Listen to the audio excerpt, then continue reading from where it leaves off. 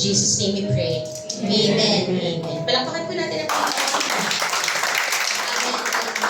Amen. So we are still in our series po na Every Home for Christ. And I know na nagkakaroon po tayo ng puso na talagang buksan ng ating pamilya, ang ating tahanan po sa presensya ng Panginoon at sa salita ng Panginoon. Amen? Amen. And naniniwala po ako na as we continue to pray for our family, may ginagawa na pong kamanghamanghang bagay ang Panginoon sa pamilya natin. Amen? Pinagtatagumpay po ng Panginoon ang ating pamilya.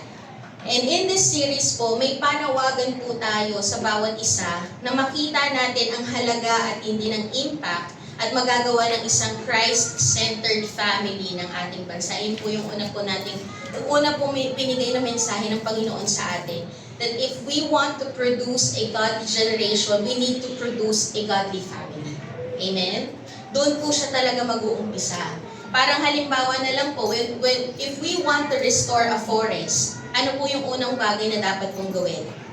If you want to restore a forest, magtanim ng puno. Mag-uumpisa po tayo sa isang puno, then another, until it becomes forest. Amen? If we want to restore the future generation, or if we want to restore our nation to become a godly nation, a godly generation, we need to first build a godly family. Amen po ba? Yun po yung unang-una. We need to first build a godly family that will influence another family to be godly, and then another, and then another. Amen? Until ma-reach po natin, kagaya po ng ginawa ng mga disciples doon po sa Book of Acts, sa early church. Nag-umpisa lamang po ito sa 120 disciples, and they turned the world upside down. Amen? So, ganun din po ang pamilya po natin ay maraming magagawa sa ating bansa. Amen po ba? If we will continue to build our family to be Christ-centered family. Amen? Because the only one who can influence the people to be godly are those who are godly people. Amen? Amen po ba? Naniniwala po tayo doon na ang makakapag-impluensya lamang po sa ibang tao na mamuhay ng may kabanalan ay ang mga tao na namumuhay sa kabanalan. Amen? Amen?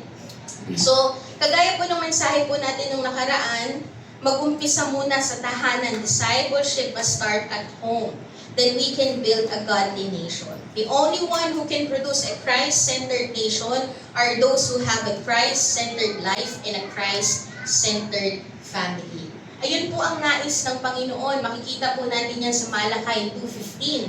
Ang nais po ng Panginoon is a godly offspring. Sabi po dito sa Malakay 2:15, has not the one God made you? You belong to Him in body and spirit. And what does the one God seek? Ano po yung sinisik ng Panginoon? When He made you? Ano po? Godly offspring. So be on your guard and do not be unfaithful to the wife of your youth. Sabi din po sa Genesis 1:28, at sila'y pinagpala niya, sinabi niya, magpakarami kayo at punuin ninyo ng inyong mga anak ang buong daigdig at kayo ang mamahala nito. So unang-unang pinag-utos po ng Panginoon sa mag-asawa ay magpakarami at punuin ang daigdig ng mga anak nila, a godly offspring. The Lord commanded Adam and Eve to go and multiply, to take dominion over all the earth. Yun po yung binigay na mensahe ng Panginoon sa atin nung nakaraan, that we must be a missional family. A marriage must be a missional marriage, di ba? Pero ito pong sinasabi po dito sa Malakay 2:15 and sa Genesis 1:28, hindi lamang po ito patungkol sa procreation o pagpaparami ng lahi. May mas malalim na nais ang Panginoon, hindi lamang po sa pagpaparami. When He said to multiply, ang gusto ng Panginoon is for the earth to be filled with godly people. Iyon po yung nais ng Panginoon, that we must fill the earth with people who have this fear of the Lord. Those people who love God, those people who obey God. Iyon po yung nais ng Panginoon, na makita niya na nagpupuno ng buong mundo ang mga tao na may takot sa Diyos. hindi mo man po anak, pero maiimpluwensyahan mo sila to become, to have this fear of the Lord, to love God and to obey God. Kaya po malaki po ang papel at responsibilidad ng parents in raising, shaping, and preparing our children to have a godly life. Amen po? Nasaan po ang lahat ng mga parents po dito?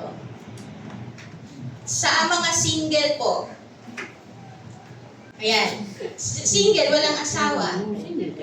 Alam niyo po ba that you are a spiritual parent? Even though you don't have a biological family, yung mga anak, pero you are a spiritual parent po.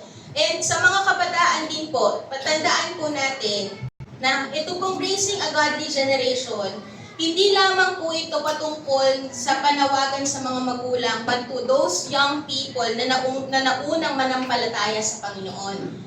You can raise a godly generation kahit wala po kayong pamilya pa. Kahit kabataan pa lamang kayo.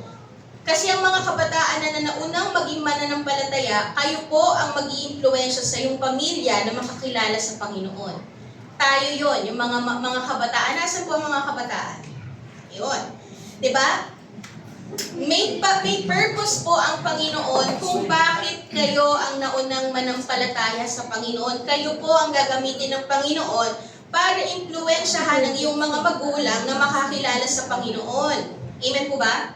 So hindi lamang po ito, yung raising a godly generation is not just about parents, but all the believers na nag-umpisa o na unang maging mananampalataya. Wala pong ibang mag-i-influensya sa kanila to become godly kundi ikaw na may relasyon sa Diyos. Amen po ba?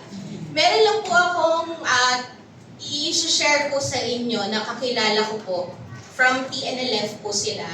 Sila po ay nakasama ko po sa life group sa TNLF. So way back 2009 po sila nag-start sige, wait lang po. Way back 2009 po sila nag-start manampalataya sa Panginoon. Ang nauna pong manampalataya ay yung mga kabataan. Okay? Sila yung nauna, hindi po yung magulang nila. So, nung nanampalataya po sila sa Panginoon, nananalangin po sila na madala nila ang kanilang magulang, pero ang kanilang mga magulang po mismo ang nagpe-persecute sa kanila. Kasi meron po silang mga testimony na maririnig po nila na ang tagal nyo naman sa church, maghapon ng church nyo, baka pumunta na kayo baka lumampas na kayo sa langit. Yun yung mga naririnig nilang mga, nakaka-relate kayo. Diba? Yun yung mga naririnig nila sa magulang nila, pero hindi po sila huminto maglingkod sa Panginoon. Hindi po sila huminto na umattend ng church, kahit na pinipigilan po sila ng kanilang magulang, tuloy-tuloy pa rin po sila sa Panginoon. Naglilingkod pa rin po sila sa Panginoon. And habang tumatagal po, parang ang tagal-tagal na panahon na nanalangin pa rin po sila, meron pa po silang narinig din sa yung isa doon, dalawa po kasi sila, yung parang hihinga lang. Meron po yung isa doon, ang sabi po ng kanyang nanay, hindi mo ako mapapaapak sa church niyo. Iyan yung sabi. So masakit yun kasi ang tagal nilang ipinanalangin. Ang tagal nilang ipinanalangin sa Panginoon. Pero alam niyo po ba, yung tugon po ng Panginoon is 2 years ago lang. Biruin niyo po, 2009 po sila nag-start na manampalataya sa Panginoon. Pinanalangin po nila ang kanilang pamilya. Pero ang tugon ng Panginoon, last year lang and 2 years ago.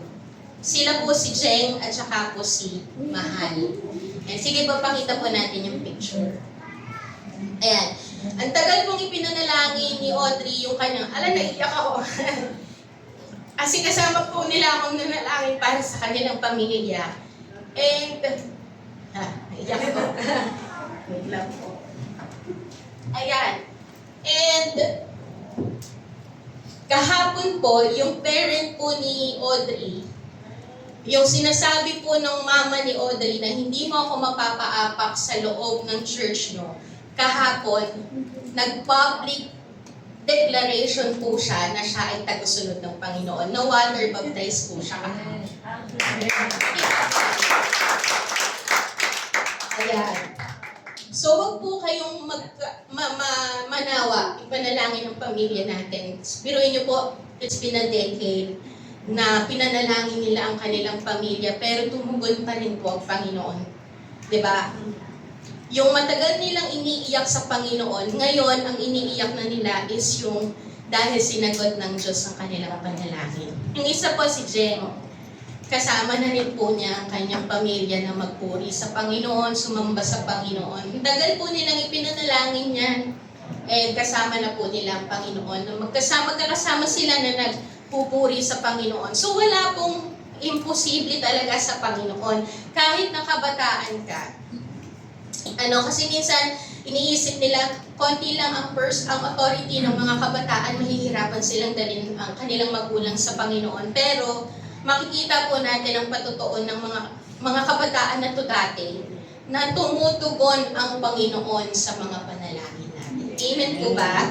So, wag po tayong manawa na atin pong ipanalangin ng ating pamilya. Amen? And pati po tayo bilang church, we must see the need to disciple people for them to become godly and raise a family that is godly. Sabi din po sa Psalms 127:4, like arrows in the hand of a warrior are the children of one's youth. Kagaya po ng illustration po na to, yung ginagawa po natin ay hindi po agad-agad mag-e-effect today. Parang halimbawa po nito, di ba? Pagka po meron tayong arrow, pag nirelease po natin yung pana, saan po ito magkaka-effect? Doon po ba sa kung nasan ka? Pag nirelease natin yung pana, saan po? Doon. Doon, di ba? Doon pa. Doon pa siya. Doon pa siya mag-e-effect. Tama po ba? Doon pa siya mag-e-effect. So, ganun po yung ginagawa po natin ngayon. Hindi po kawalan ng saysay yung pananalangin natin sa ating pamilya. Hindi kawalan ng saysay sa mga magulang na patuloy nating pinapaalalahanan ng ating mga anak na mag-aral ng salita ng Diyos because someday and one day, magbe-benefit po sila. Amen? Yung ikaw po bilang parent, kaya mo pong magbigay ng impact sa next generation through your children. Amen po ba? Kasi yung mga binild po natin ng mga anak natin, sila po ang mag-iimpluwensya sa generation po nila. Kaya ngayon pa lamang po, i-build na po natin ang ating mga anak sa salita po ng Diyos. Amen po ba? Because one day, they will become a leader that will impact their own generation. Amen po ba? Amen? And ito lang po ang tanong lang sa atin ngayon. Ano po yung binibuild natin ngayon? Are we building a generation who is godly? Or are we building a generation na walang takot sa Panginoon? Kasi kung meron po tayo bilang parent po, we have this calling that we will give a great impact to the next generation. Pero ang tanong na lamang po ngayon, ang ginagawa po ba natin is yung magbibuild sa kanila o magpuproduce ng battle sa kanila in the near future? Kagaya na lang po nung nangyari po sa 2 Kings 22:13. Basahin po natin. Sa 2 Kings 22:13. Sabi po dito, go, inquire of the Lord for me and for the people and for all Judah concerning the words of this book that has been found. For great is the wrath of the Lord that is kindled against us. Ano po yung dahilan kung bakit nakakaranas po sila ng wrath ng Panginoon? Bakit po parang nakakaranas sila ng paghihirap sa generation nila? Ano po ang dahilan? Because our fathers have not obeyed the words of this book. So, ngayong generation po natin, o yung panahon po natin ngayon, yung ginagawa natin ngayon will either build the next generation or will produce a battle for them. Okay? Na yung kakulangan ng mga fathers po nila, yung disobedience ng fathers nila, sila ang kumaharap. Ito pong panahon po na to, ito po ay pamumuno ni King Josiah. Na because of disobedience of their forefathers, naging magulo ang bansang Israel. They are the only one who carried the consequences of their forefathers. Kaya nung malaman po ni King Josiah ang pagre-rebelde ng kanilang ninuno sa Panginoon, winasak ni King Josiah yung mga tinayong Asherah poles, altar of Baal. Binasag po nila yon. And hinikayat po ni King Josiah ang buong Israel na magbalik loob sa Panginoon. Kaya po naputol. Naputol yung wrath, naputol yung consequence, naputol po sa buhay nila yung dapat na mangyayari kasi bumalik sila sa Panginoon. Kaya nga po yun, di ba, yung mensahe po ng Panginoon 2 weeks ago, na kapag ka po tayo ay nasa Panginoon, yung mga generational curses, generational cycle ay mapuputol sa isang generation na nananampalataya sa Panginoon. Amen po ba? So kung nanampalataya tayo sa Panginoon, putol na itong generational curses na to. Mapagtatagumpayan mo yung battle na na-create ng forefathers natin from the past. Amen po ba? Putol na po yun, and the Lord has given you the strength to overcome, to have victory over those battles. Amen? Pero makikita po natin dito sa 2 Kings 22-13 yung importance talaga ng ginagawa natin today. Because it's either we will build them, we will build the next generation, or we will produce a battle for them. Okay? And ang sabi po ni J.C. Ryle, ito rin po yung sabi ni J.C. Ryle, when a generation tolerates sin, the next will celebrate it, and the generation after them won't even know it's sin. Okay? Kapag ka po nagkaroon tayo ng negligence today, yung susunod po na generation, baka hindi na nila malaman na kasalanan pala yun. Amen? Pag tinolerate natin yung kasalanan ngayon, some people will celebrate it, and the next generation will even know it's sin. What is happening today is the result of negligence in the past. Ang pagpapabaya at di natin pagsunod ngayon ay magkakaroon ng hindi magandang bunga bukas. Amen po ba? Ulitin ko po yun. Ang pagpapabaya at hindi natin pagsunod ngayon ay magkakaroon ng hindi magandang bunga bukas. And sometimes po, our family will bear the consequences. Okay? Sabi din po sa Judges 2, 10 to 11, ito rin po ay nagpapatunay kapag hindi po natin, napabayaan po natin yung responsibilidad po natin bilang mga mananampalataya sa pagpasa po ng godly living at pagpasa po ng salita po ng Diyos. Okay? Ito po sa Judges 2, 10 to 11. And all the generation also were gathered to their fathers, and there arose another generation after them who did not know the Lord or the work that He had done for Israel. Ito pong verse po na to, ito po yung panahon na namatay na si Joshua. Wala na pong nag-lead sa kanila.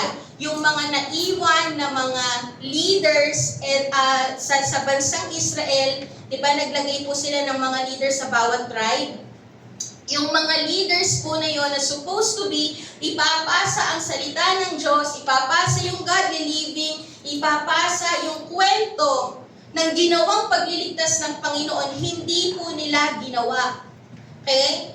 And ito po yung naging resulta. And the people of Israel did what was evil in the sight of the Lord and served the Baals.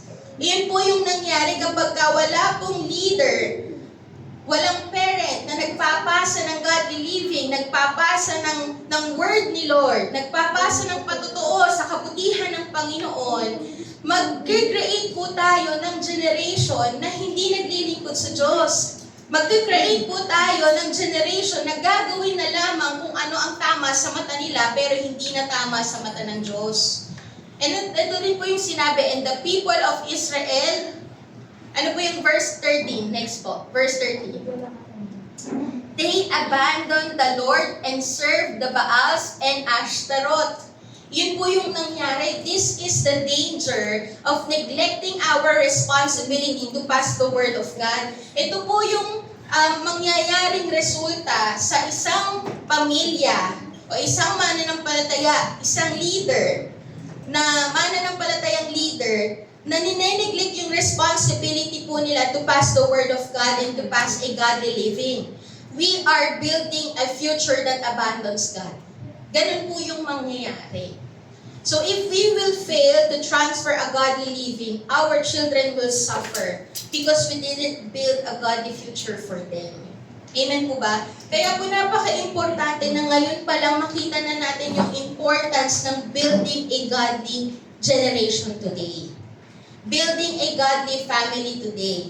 Kasi kung ano yung binibuild mo ngayon, iyon po yung magiging effect sa bukas. Amen po ba? Amen. Again, sinabi po ni J.C. Ryle, when a generation tolerates sin, the next will celebrate it, and the generation after them won't even know it's a sin.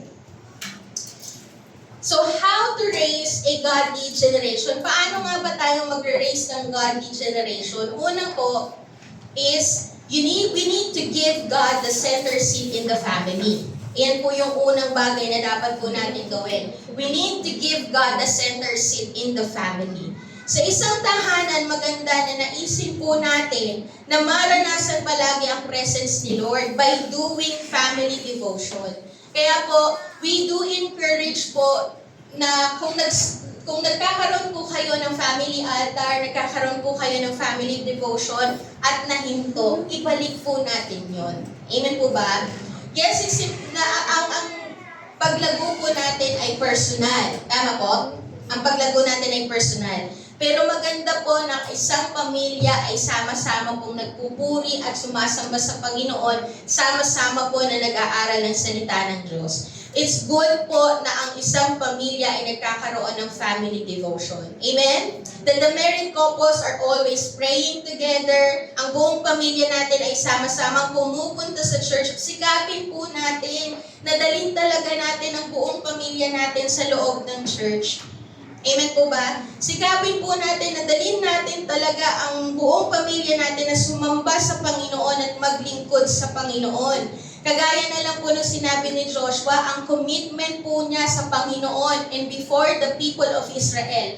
As for me and my household, we will serve the Lord. That's his commitment. That's his declaration. Pipilitin natin na talaga sa tulong ng Panginoon at sa grasya ng Panginoon, dalhin ko ang buong pamilya ko at sama-sama kaming pumunta sa church, maglingkod sa Panginoon, sumamba sa Panginoon. Amen po ba?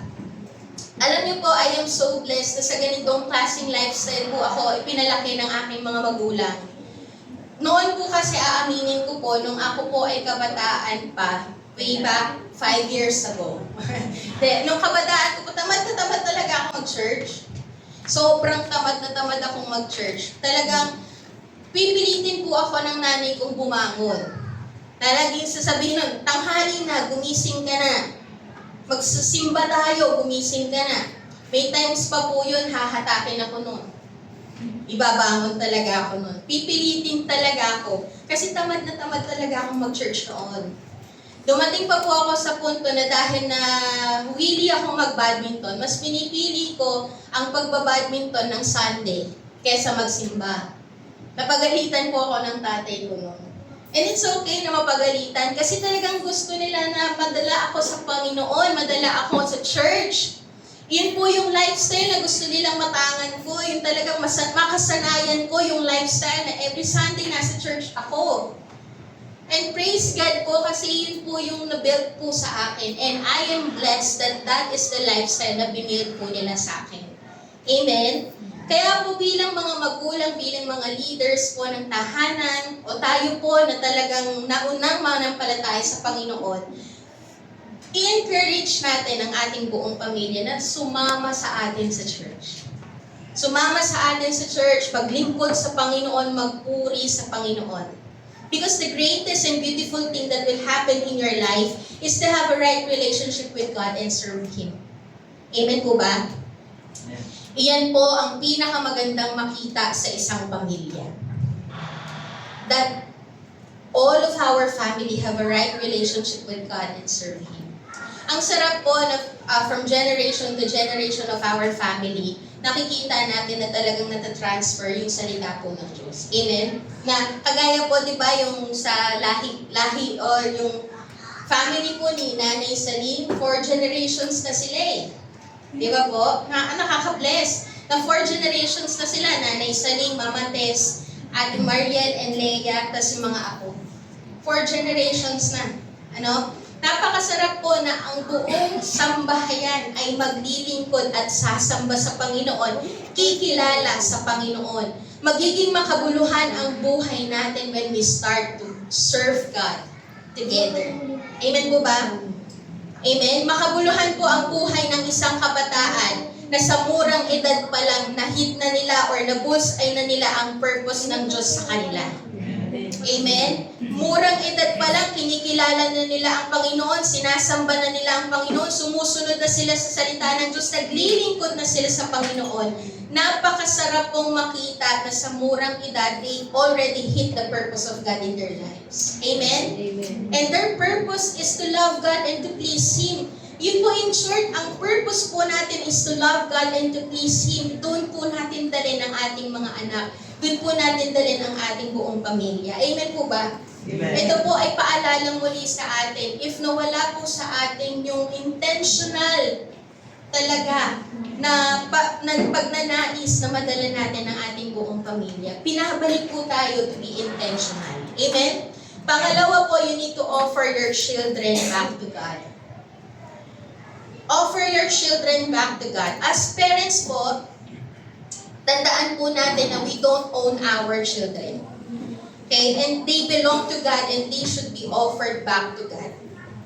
Yan po yung dapat nating tandaan. Na bilang parents po, we are only stewards of our children. So we should take good care of them and mold them into what God wants them to be. Pagka po tayo ay steward, ang masusunod po yung may-ari. Tama po ba? Halimbawa, sa isang tahanan, sino po ang nasusunod or sino po yung nagsiset ng rules? Yung kasambahay or yung babysitter o yung magulang? Sino po yung nagsiset ng rules? Sino yung nasusunod? Yung magulang, because they are the owner of the house. Tama po ba? Hindi po pwede at walang karapatan ang kasambahay o yung babysitter to set their own rules. They will only obey the rules of the true parents and a true owner of the house. Tama po? Ganon din po sa buhay natin. Kapag ina-acknowledge natin na ang ating pamilya o ang ating mga anak, ang ating sambahayan ay sa Panginoon, ang isiset po natin na klase ng pamumuhay ay ayon sa salita ng Diyos. Amen? We will mold them and take good care of them. We will lead them and train them, teach them and mold them into what God wants them to be. Salita ng Diyos ang isiset natin na rules sa tahanan. Amen po ba? Kasi ang pamilya natin ay sa Panginoon. Ang Panginoon ang owner ng ating pamilya. Amen? So ang isiset natin na rules and ways on how to raise children ay hindi ayon sa nais natin. Hindi rin po ayon sa preference natin o higit sa lahat, hindi ayon sa tinta ng mundo o opinion ng Facebook. Ano? Ang masusunod sa loob ng tahanan ay ang Diyos. Amen po ba? Kasi dinideclare natin na ang ating pamilya ay sa Panginoon eh. So ang masusunod ay ang Panginoon. Amen? Kagaya na lang po ni Jeremiah. Sino po nakakakilala kay Prophet Jeremiah? Yun. Napag-aralan po yun ng mga kabataan nung nakaraan. Sa Jeremiah 1:4-5. Sabi po dito, the word of the Lord came to me saying, before I formed you into the womb, I knew you. Before you were born, I set you apart. I appointed you as a prophet to the nation. Si Jeremiah po, alam na po niya agad, or alam na po agad ng Panginoon yung purpose ni Jeremiah. Bago pa daw po i-form si Jeremiah, i-conceive si Jeremiah, sinapupunan ng kanyang ina, may purpose na po siya at yun ay maging prophet ng bansang Israel. At hindi po tumutol ang kanyang ina, hindi po tumutol o humadlang ang kanyang parents. Okay? Because they trust God and they offer Jeremiah to the Lord. Ang mas nasunod pa rin po ay ang kalooban at ang nais ng Panginoon. Bilang mga magulang po, we should allow our children to discover their God-given talents. To discover and use it to serve God. Hayaan po natin na dalhin natin ang ating pamilya sa kung ano ang design ng Lord sa kanila. Amen po ba? Kung ano ang kalooban ng Lord sa kanila, iyon po yung dapat nating gawin. Huwag po nating hayaan na humadlang tayo sa purpose ng Diyos sa kanila. So, as a parent po, huwag po nating pigilan ng ating mga anak kapag naglilingkod sila sa Panginoon. Amen po ba? Huwag po nating pigilan ang ating mga anak na sumama sa church, mag-serve sa Lord. Amen po ba? Kasi marami po akong naririnig ng mga parents na pinagbabawalan ng mga anak na pumunta sa church. Iyan po yung pinaka-nakakalungkot na marinig sa ating mga magulang. Iyan po yung nakakalungkot na marinig sa mga magulang na pinipigilan pumunta sa church pero hindi pinipigilan pumunta sa ibang lugar. Kung titignan, ang church ang nagbibigay sa kanila ng tamang impluensya. And they don't want to allow that. Tapos kapag nagrebelde, iiyak. Pag nagrebelde, masasaktan ng magulang. Pero hindi nila pinapayagan na pumunta ang kanilang mga anak sa tamang lugar. Nagigisip po? Diba? Now, ang tanong na lang po, ano po ba yung gusto nating makita na ginagawa ng ating mga anak? Maglingkod o magloko? Kung gusto natin silang maglingkod at umayos ang kanilang buhay, hayaan natin silang pumunta sa Panginoon. Amen po ba? Huwag natin po silang pigilan na lumapit sa Panginoon. Amen? Pangatlo po, we need to discipline your children. Una po, ano po yung una?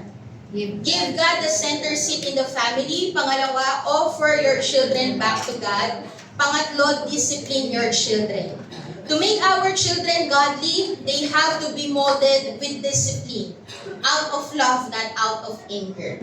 Sabi po sa Proverbs 6:23, for this command is a lamp, this teaching is a light, and correction and instruction are the way of life. Sa isang magulang po, kailangan talaga na mag-set ka ng rules sa loob ng tahanan. At ang rules, again, yung sinabi natin kanina, the rules that you need to set inside your home are the rules from the Holy Scripture. Amen? Kailangan talaga.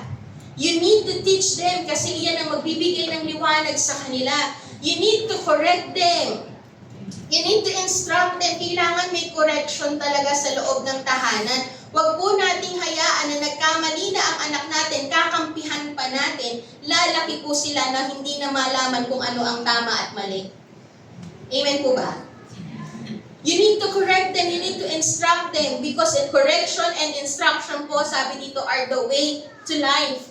Meron po akong narinig sa Facebook, isa po siyang advocate ng gentle parenting. And nag-rant po siya sa Facebook. Ang sabi po niya, huwag niyong pilitin ang anak ko na magmano sa inyo dahil lang nakakatanda kayo sa kanya. Yun yung rant niya. Kasi binibigyan ko ang anak ko ng kalayaan na magdesisyon para matutunan niya magdesisyon sa sarili niya. Tingin niyo po tama? Kung titignan po natin sa dulo, parang tama.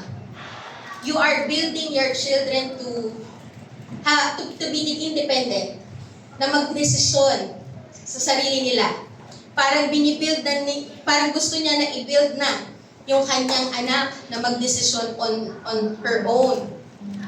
Pero, tunog tama lang, pero mali. Biruin niyo po, sasabihin niya na huwag mong pilitin ang anak ko dahil matanda ka lang, huwag mong pilitin na magmano sa'yo. Diba? Kung titignan natin, parang mahuhook ka kasi parang new style of parenting. Pero kung titignan din po natin, ito lang po kaya tayo nilagay ng Panginoon bilang magulang na may authority over our children ay para iwulma natin ang ating mga anak na magkaroon ng paggalang. Amen po ba? Na meron tamang pagkilala at paggalang sa authority na inilagay ng Diyos above them. Hindi mo po pwedeng sabihin na kung sino lang ang gusto niyang irespeto niya kahit na elderly yan, huwag mong piliting magmano. Hindi ang pagmamano ay pagrespeto sa elderly, di ba? So, kailangan po bilang parent, kaya tayo inilagay ng Panginoon as parent that merong authority is for us to teach our children sa kung ano ang tama at mali. Sa kung paano magrespeto. Amen po ba? Sa kung paano igalang yung authority na inilagay ng Diyos above them. Mahirap po kasi kapag ang magulang ang sumusunod sa mga bata. Naintindihan niyo po ba? Do you agree on that? Mahirap po kapag ang magulang ang sumusunod sa mga bata. Bakit? Dahil ang mga bata wala pang tamang discernment. Tama po? Wala pa silang tamang discernment, kaya tayo nandyan para turuan sila to have the right discernment. Amen po ba? That's why the Lord has given us the authority as a parent for our children to have right discernment. Turuan natin sila to have a right discernment. Huwag natin silang hayaan na sila ay magdesisyon on their own na murang edad pa lang because they don't have a right discernment. Amen po ba? At ang sabi po ng Panginoon sa salita niya, ano po yung sabi ng Panginoon? Train up a child in the way they should go. May responsibilidad at authority na binigay ang Panginoon sa mga magulang to train up a child to have a right discernment sa kung ano ang dapat nilang ginagawa, sa kung saan dapat sila pumupunta. They must know. We must train them to know what is right and wrong. We must train them to know how to respect. Amen po ba? We must train them to know how to submit to the people that God put above them. We must train them. Kasi ito lang po gusto lang po nating maging malinaw na kapag sa tahanan, wala na po silang takot sa authority mo bilang magulang, lalaki po sila na hindi magsasubmit sa authority ng Diyos. Amen po ba? Kaya po minsan parang I don't agree with gentle parenting. Sometimes you need to discipline them. Sometimes you need to correct them if necessary. You don't need na parang, sige, pabayaan ko na lang kung ano ang desisyon mo, anak. Kung sino lang ang gusto mong irespeto. Hindi, bata pa lang turuan mo ng marumispeto. Meron pa po siyang sinabi na, hindi ko siya pipilitin na maligo. Kapag ayaw niyang maligo. Dito yun po sa akin. Kasi yun yung gentle parenting eh. Kaya yung pinakita po niyang video, yung anak niya ayaw maligo, ang ginawa po niya, sige, hindi niya pipiliting maligo, kinomfort niya hanggang sa pumalma. Eh, ang mga bata ayaw talagang maligo niyan. You need to teach them what they need to know.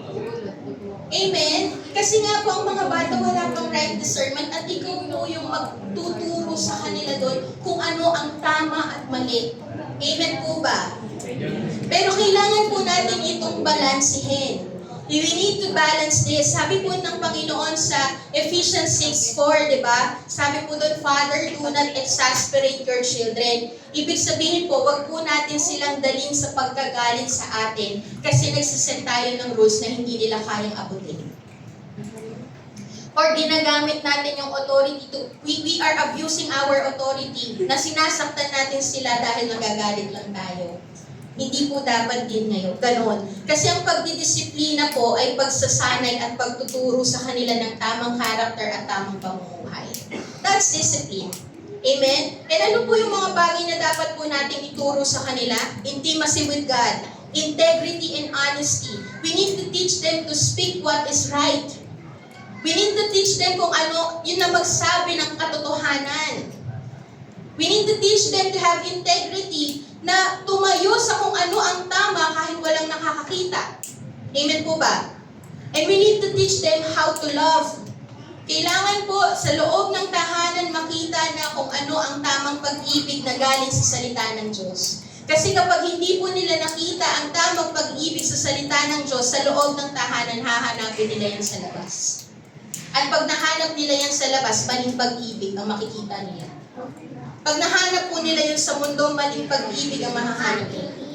Kaya ang pinaka-importante po, mga kapatid, listen to this. You need to build your family filled with love from the Lord. Amen po ba? Amen. Para hindi po nila hanapin ito sa mundo. Amen po ba? Amen? Amen. And panawagan po sa lahat po ng mga magulang, sa lahat ng leaders, hindi po natin pwedeng ipasa ang tungkulin natin. Tayo ang gagawa. Amen po ba? Pang-apat po, leave behind right legacy. You need to leave behind the right legacy. Okay? And leaving behind the right legacy is by leaving a good example to your children. Iyon po yung dapat. Kung gusto natin magpasa ng maayos na pamumuhay, kailangan po natin itong ipamuhay, makita sa atin as a good example. We must be a good example to our children. Kasi ang pinakamaganda at epektibo na pagdidisiplina at pagtuturo sa ating mga anak ay yung buhay na may magandang halimbawa. Amen? Yun po yung maganda at epektibo na pagdidisiplina po sa ating mga anak. Pinaka-epektibong pagtuturo sa ating mga anak ay yung buhay na may magandang halimbawa. If we want our family to be passionate to God, it must be seen in our lives that we are so passionate for the Lord. Amen po ba? Kasi nagre-reflect sa buhay natin kung saan tayo passionate. Amen po ba? If we want to make God the Lord of our home, our life must be a pattern. Our life must model yung being passionate and being so deeply in love with the Lord. Sabi po sa Deuteronomy 6:6, basahin po natin sa Deuteronomy 6:6, ang mga utos niya'y itinanim, ang mga utos niya'y itanim ninyo sa inyong puso, ituro ninyo ito sa inyong mga anak, pag-aralan ninyo ito sa inyong tahanan, sa inyong paglalakbay, sa inyong pagtulog sa gabi, at sa inyong pagbangon sa umaga. Kung papansinin po natin, bago po sinabi ng Panginoon na ituro sa mga anak ano muna ang dapat mangyari, itanim muna sa puso. Tama po? Bago po sinabi ng Panginoon, ituro natin ang utos ng Diyos sa ating mga anak, ito muna ay dapat matanim sa ating puso. Before you can pass it, you must first live it. Amen po ba? Bago mo po maipasa ang katuruan ng Panginoon, makita muna dapat na ipinapamuhay natin to. Amen. Amen. Bilang mga leaders, bilang mga magulang, bilang head of the family, bilang mga mananampalataya, you need, before you can pass it, you must first live it. It must be first imprint in your heart before passing it to others. Ma-imprint muna sa puso natin bago natin maituro. Yung buhay mo muna ay maging pattern of being so passionate and deeply in love with the Lord before you can produce children who is so passionate and so deeply in love with God. Amen po ba? Kagaya na lang po ng pagpiprint. For example, sa pagpiprint, bago tayo makapag-print, kailangan muna ng soft copy. Tama po? So, dun sa soft copy, iyon yung pattern. Tama po ba? Bago ka makapagpa-print, kailangan may pattern muna. Ganon din sa pananahe. Sino po yung nananahe? Marunong manahe. Ayan. Bago po tayo makapag-produce or mass production, kailangan muna ng pattern. Tama po ba? So, kailangan muna ng pattern bago ka makapag-produce. Ganon din sa pagbibuild ng tahanan. Bago mo mabuild yung isang tahanan, kailangan muna ng blueprint. Tama po? So sa family po natin, before you imprint the Word of God to your children and to others, you must first have a blueprint or a pattern. And that blueprint or pattern is your life na nakikitaan ng pagsunod at pamumuhay ng salita ng Diyos. Buhay po natin. You are modeling the Word of God. Hindi po tayo basta nagtuturo lamang, pero nakikita na pinapamuhay natin ang salita ng Diyos. Kasi yun po yung mas effective na pagtuturo. Yun po yung mas effective na pagpapasa. Amen po ba? Now, what kind of pattern are you making in the family? Anong pattern? Yung pattern ba na passionate sa Panginoon? So desperately in love with the Lord? That truly love God, that truly obey the Lord, yun po ba yung pattern na ginagawa natin at pinapasa natin? Kasi kung ano ang pattern mo, ayun ang mapuproduce mo. Amen? You cannot pass on Jesus if you don't have relationship with Jesus. It's hard to pass on the love of Christ to your family if you yourself don't love Christ. mahalin mo ng matindi ang Panginoon, makikita yan ng pamilya natin. Makikita po yan ng pamilya natin. Amen? Kaya po, we truly encourage and we call out to all the parents. We call out to all the fathers, the mothers, and the church leaders. This generation is in need of fathers and mothers and church leaders who will lead by example. Amen po. Hindi po yung matalino lang sa kaalaman. Ang wisdom po ay talagang pinapamuhay ang nalalaman. That is wisdom. You are wise if you obey God. Not because ang dami nating alam. Napaka-importante na may alam ka, pero mas importante na masasabi na wise ka and you have wisdom if you obey what you know. Because wisdom is applied knowledge. You need to model the Word of God. Lead by example, making your life a pattern of a godly living. Amen po ba? Amen. At sa tulong po ng Panginoon, magagawa po natin ito. Amen? Panglima po at panghuli, tawagin ko po ang worship team. You need to yield and dedicate your life to the Lord. Para po talaga na mabuild natin po ang pamilya natin sa salita po ng Panginoon. Kailangan po natin na iasa, sumandal, magtiwala, at talagang ialay ang ating buhay sa salita po ng Diyos at sa Panginoon. Kasi mahihirapan po tayong mag-build ng family if hindi po natin kasama ang Panginoon. Amen po ba? If you want to build your family, build yourself first in the Lord. Amen? Alam po natin na mahirap mag-build ng isang pamilya who is a Christ-centered family. Pero kahit may kakulangan po tayo, pupunan po yan ng Panginoon if we will only yield, if we will only dedicate our lives to the Lord. Amen? Madami pong example sa Bible na dinedicate po nila ang kanilang buhay at ang kanilang pamilya, kaya nakapag-produce po sila ng matitinding lingkod ng Diyos that serves their own generation. Sino po yung mga Bible characters na talagang dinedicate nila ang kanilang buhay? They yield their lives to the Lord. Kaya po nakapag-produce po sila ng isang godly family. Unang halimbawa na lang po doon is si Jochebed. Di ba po si Jochebed, sino po ang na-produce niya? Sino po? Si Moses. Si Hannah, sino ang na-produce ni Hannah? Si Samuel. Kasi si Hannah, bago pa po siya magkaroon ng anak at bago pa siya mag-conceive, ang sabi na po ng ni Hannah sa Panginoon, Lord, I will dedicate my child to you. My child is yours. I will dedicate my life and I will dedicate my child to you. Si King Amaziah at si King Uzziah. Si King Amaziah po, siya, ang sabi po sa 2 Chronicles 26, 3-4, ang sabi po doon, na ginawa po ni King Uzziah ang tama sa harapan ng Panginoon, kagaya ng ginawa ng kanyang tatay na si King Amaziah.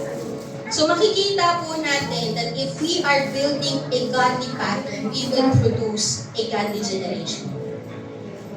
If we are building a godly pattern in our lives, we will produce a godly family, a godly children. Sino pa po? Si Zacharias at si Elizabeth. Ang na-produce po nila, sino? Si John the Baptist na matinding lingkod ng Panginoon. Na kahit na mamatay siya, maglilingkod pa rin siya sa Panginoon. Sino pa po? Si Lois and si Eunice. Napag-usapan na rin po natin yan, di ba, nung Mother's Day. Ang na-produce po niya ay si Timothy na napakatinding pastor. Bata pa lang, tinawag na ng Panginoon.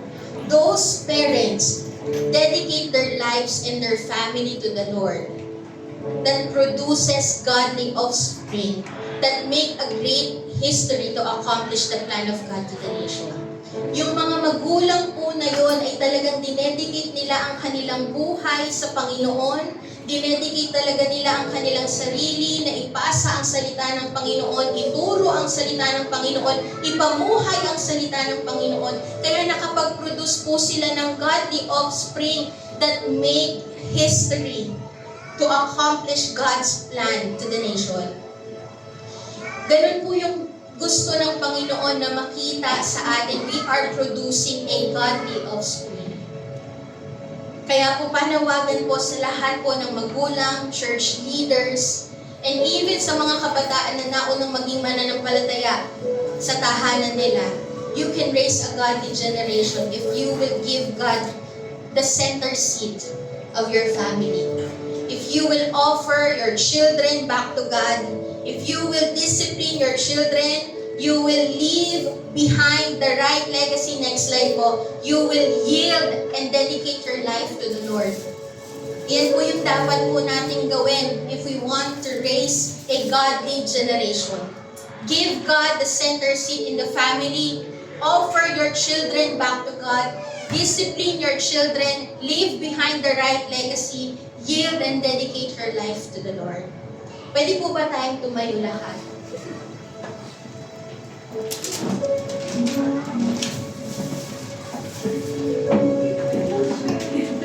Bago po tayo magkaroon ng family declaration, magsama-sama bago po tayo ipanalangin ang ating pamilya, tayo po ay magpuri muna sa Panginoon that we have this desire to build our family in the love of Christ. That we will continue to declare na, Lord, bind our family in your love. Hayaan mo na pagbuklodin mo ang aming pamilya sa pag-ibig mo. We will build our family in a strong foundation, and that is you, Lord Jesus. Sige